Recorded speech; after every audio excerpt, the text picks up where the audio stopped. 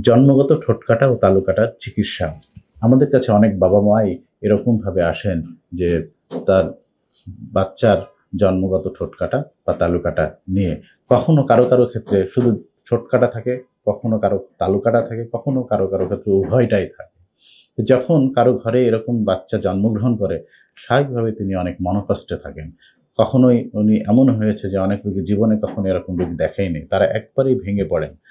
আমি তাদের জন্য বলব যে এই ধরনের বাচ্চা যার ঘরে আছে তিনি যদি আমাদের কাছে আসেন তাহলে নির্দিষ্ট সময় পর আমরা অনেকগুলো ধাপে অপারেশন করে থাকি এবং এই ধাপে অপারেশন করে নিয়ে নিলে এবং আমাদের কাছে যদি নিয়মিত তারা যোগাযোগ রাখে তাহলে আমরা এই একদম স্বাভাবিক মানুষের মতোই তাদের যে চেহারার যে একটা অবস্থা সেটা আমরা নিয়ে আসতে পারি। আমরা ৩ মাস থেকে ১৮ বছর পর্যন্ত বিভিন্ন সময় বিভিন্ন রকম অপারেশন করে থাকি এবং আমি মনে করি কোনো একজন যদি প্লাস্টিক সার্জনের কাছে এই ধরনের সমস্যা নিয়ে আসেন এবং সে নিয়মিত যদি আমাদের কাছে ফলো আপে থাকেন তাহলে অনেকটাই অন্য সুস্থ বাচ্চার মতো তার বাচ্চারও আমরা ওই অবস্থায় ফিরিয়ে দিতে পারব।